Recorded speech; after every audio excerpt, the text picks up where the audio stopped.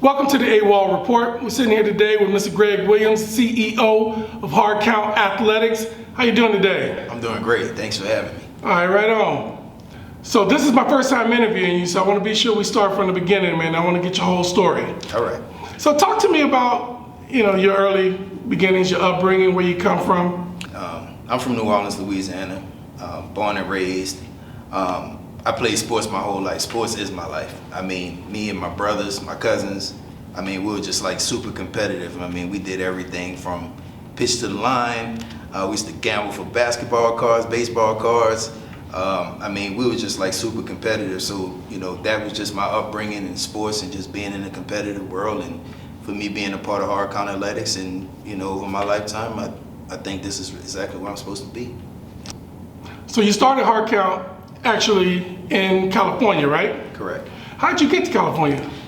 I got to California because my cousin was in the military at the time.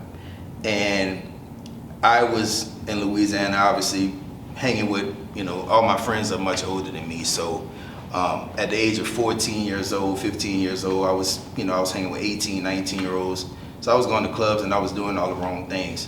So my family felt that it was best for me to move out to California to give me another chance, to give me more of an opportunity.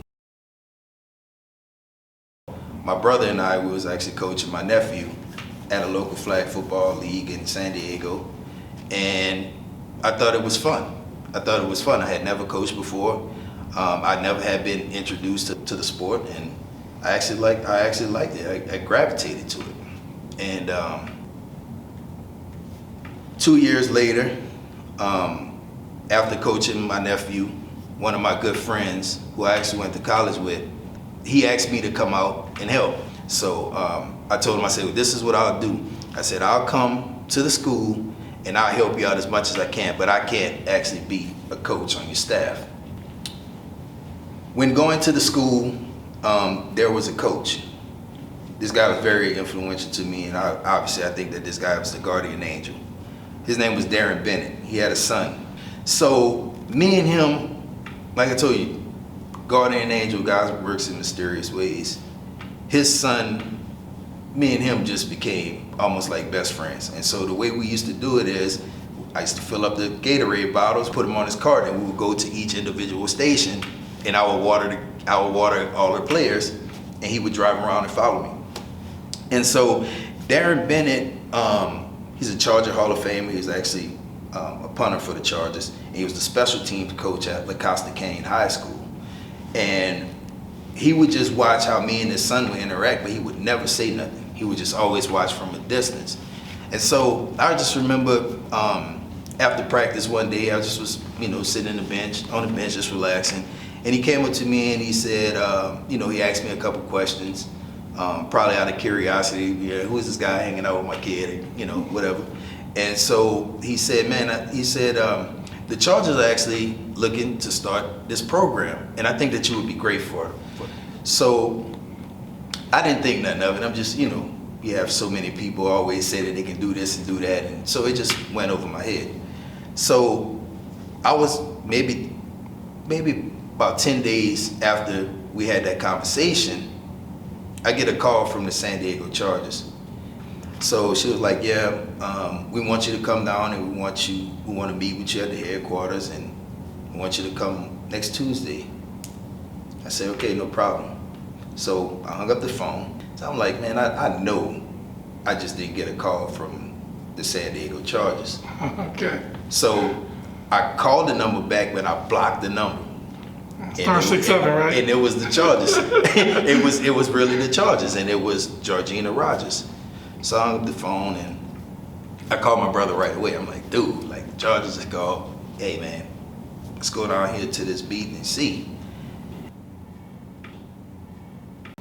So when we go to the meeting with the Chargers, I met with Kimberly Layton. She was the community relations manager for the San Diego Chargers. Mind you, these names I will never, ever forget. And so we go to the meeting. I'm nervous. I don't really know what to expect. I don't know much about flag football besides, I was the defensive coach and my brother was the offensive coach. But my nephew team, it was 5 at the time. So, we didn't need to know much. We just was out there like having fun. So when she calls me up, it was business. She was like, okay, she gave us the landscape. She was like, you know, we wanna be a part of the NFL flag program. We don't have anybody that can run it. We're looking for somebody that can come in. You were highly recommended by Darren Bennett, who's a Hall of Famer for our organization, and he felt that you would be great for it. So I went to the Chargers and I mentioned to the Chargers, I said, hey man, the NFL is doing these real cool tournaments, and so what I would like to do in our annual season, I would like you guys to help us get the kids who win the Super Bowl for the league to get them to go and travel and play in the tournament in Arizona. And that was the Arizona Cardinal Regional. So that's how we actually got introduced to tournaments. And then once I seen the tournaments at such a high competitive level, that's when my love for tournaments came. So the Chargers were so influential with just from the beginning stages to where the whole transformation as to where we are today with Hardcount and with NFL flag all started back then. So you took your teams down to Arizona. So now Arizona has been the Mecca for flag football. It is the Mecca. Still is the Mecca. Still. I just want to be clear about that. But that's another subject. For real. So how'd you guys do when you went down to Arizona? Man, that's so crazy, Coach. We bought 6 teams down, and I think out of the 6 teams, if we scored 6 points total, we scored a lot. Okay. I had never seen flag football on that competitive level, mind you. During that particular time, the regionals were open borders. So you had teams coming in, the Most Steels, the Red Zones, the Virginia Extremes. You had the Tucson Terps. You had these really big competitive organizations that were coming from all across the country. And when I seen that, man, I said, man, this is the pinnacle of it. And so we went to Arizona, we got trashed. Like I told you in the beginning of the interview, I'm a huge competitor, so mind you, that 4.5-hour ride, I was pounding my head the whole time and saying, you know what, we're gonna build our teams different. We're gonna go back to San Diego and we're gonna offer tournaments to get teams to be prepared for the next time they go to the Arizona Regional, and we're gonna win it. So you guys went to Arizona, took your lumps, and you get back to San Diego. What's the first thing you do? The first thing I do is I grab out my notepad and I actually took notes about what I seen in Arizona. And then I actually wrote down as well, what do we have to do in order for us to be able to go and win? And so I felt the way that we needed to win is we needed to be able to practice. Because in California, we didn't have any tournaments. We didn't have any tournaments at all. The only tournaments that were close was the Arizona Cardinal Regional. So I said, we're gonna create a tournament. And so what we did was, our league was done in May.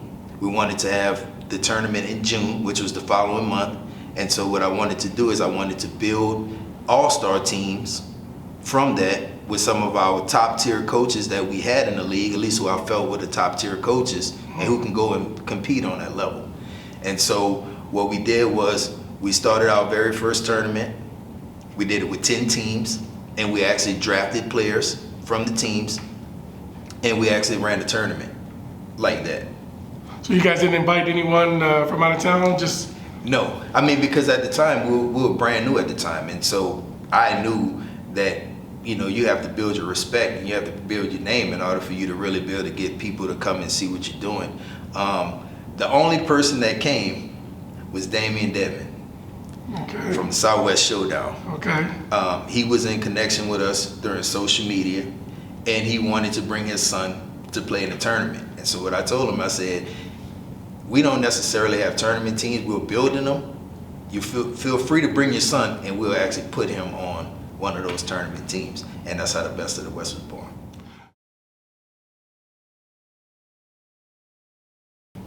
Bill Cheverino. Bill Cheverino was the owner of What's Up Tournament Circuit, is that correct? Correct. So, how did you end up hooking up with Bill? Bill contacted me through Facebook, and I didn't know who this guy was from a can of paint.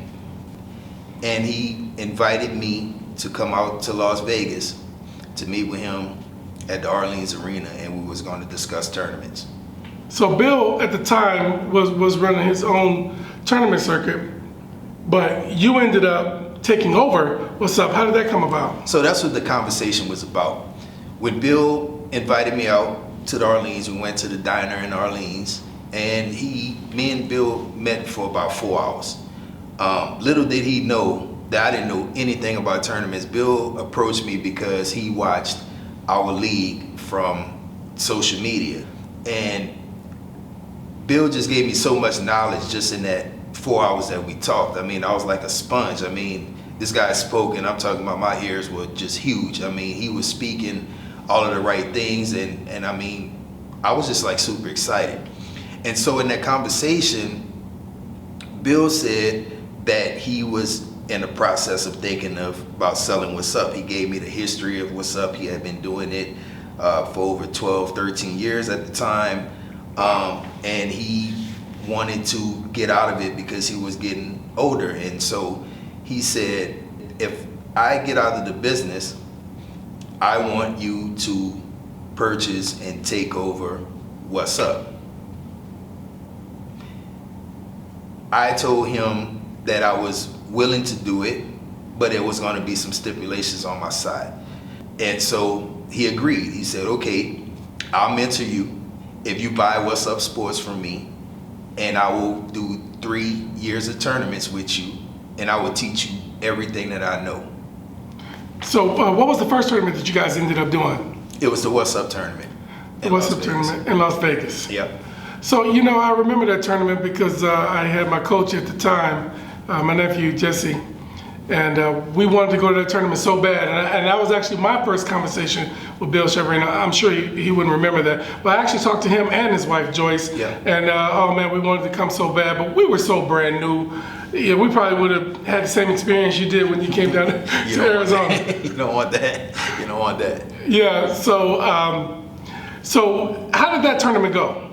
That tournament was great. Again, I've seen a lot of similarities from the Arizona Cardinal Regional in the What's Up tournament. I was like mind you, at the time I was very, very young in my career. So I was seeing teams from Hawaii, Florida, Virginia, Texas, Michigan at the time. I mean, these teams were coming from like all over the place.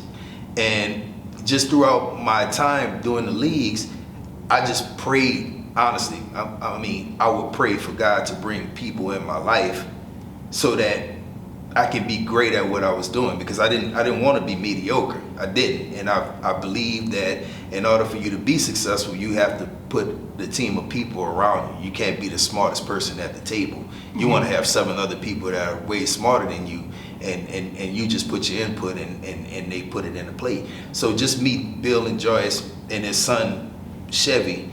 I mean, I was on cloud 9, man. I had so many questions. So Bill Cheverino was the best thing that could have happened to me besides Kimberly Layden and Darren Bennett and my nephew. When you took over and you started Best of the West, what of your own did you put into the tournament to make it better?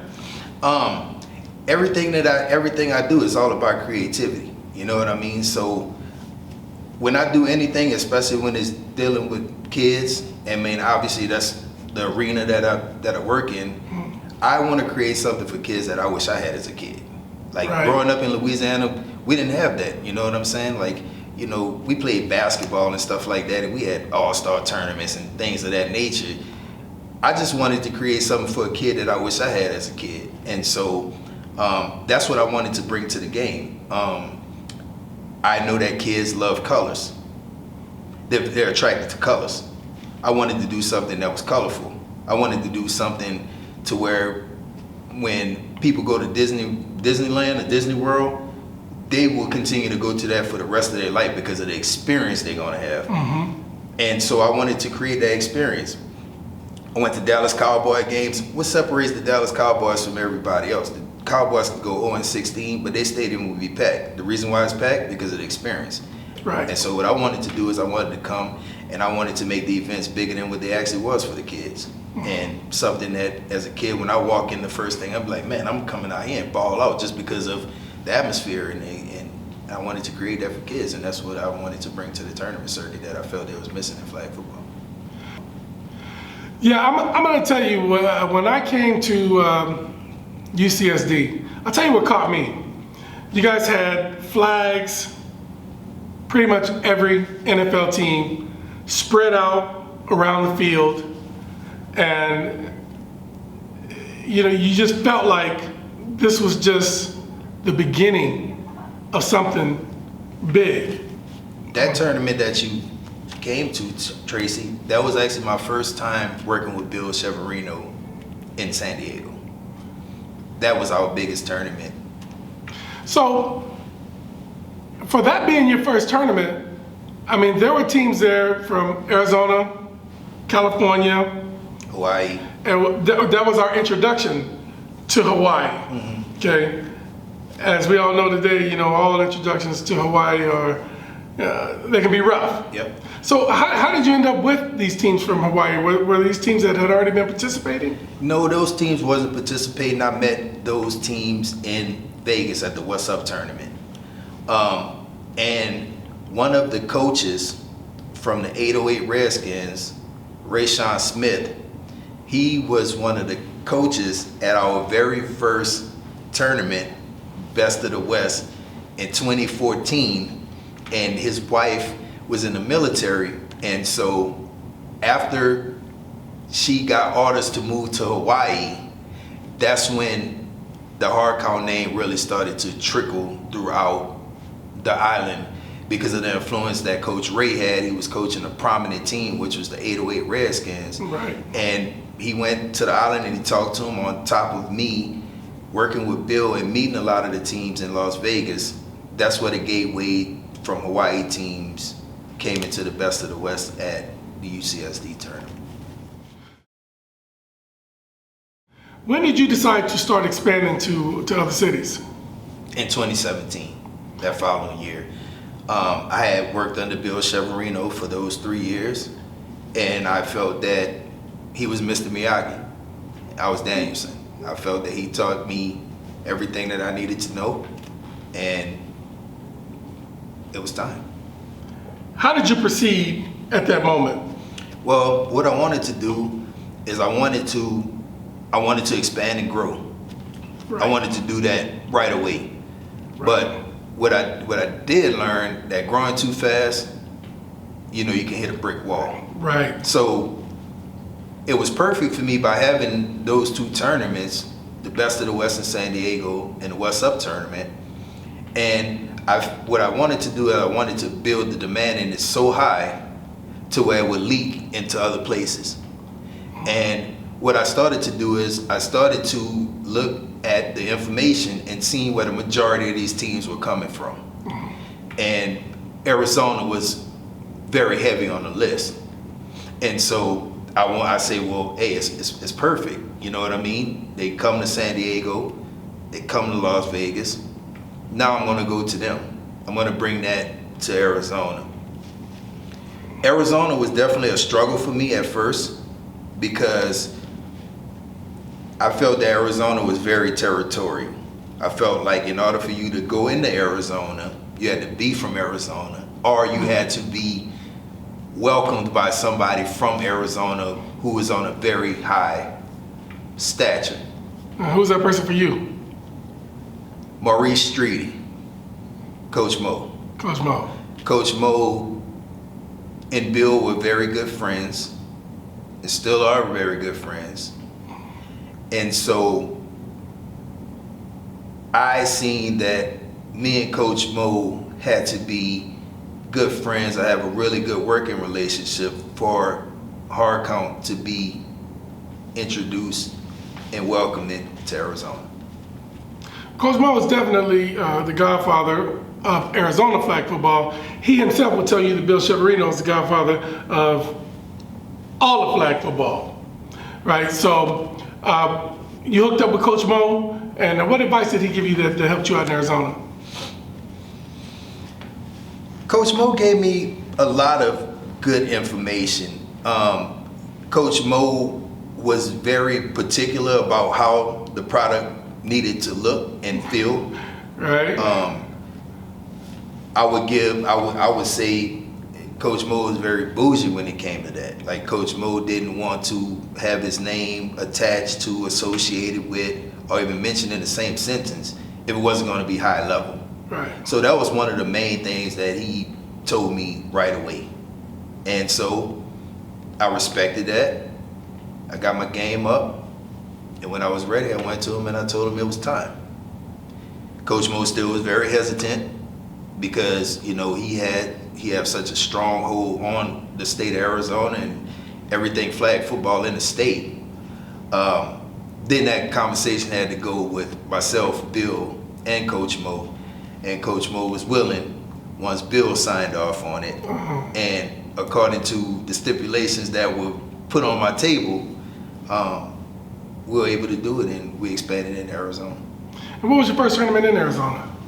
Our first tournament in Arizona, that was in 2018. 2018. 2018. I remember because there was supposed to be one in January Of the year. 2017. It was supposed to be one in January of 2017, and we was doing that on Martin Luther King weekend. Yes. It happened, I think we only got 10 teams registered, so we decided to cancel the tournament.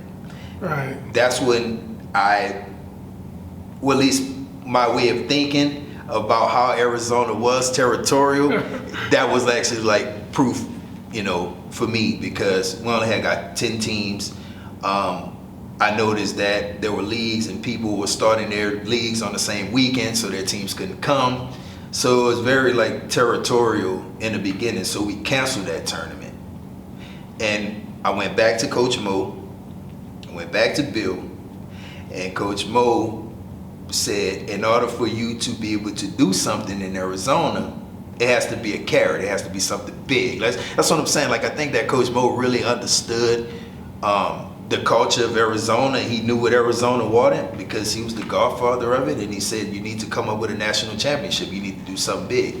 Right. And we did. In 2018, we held our national championship at the Star, the practice facility for the Dallas Cowboys, and we made that a national championship, and in 2018 we were welcome.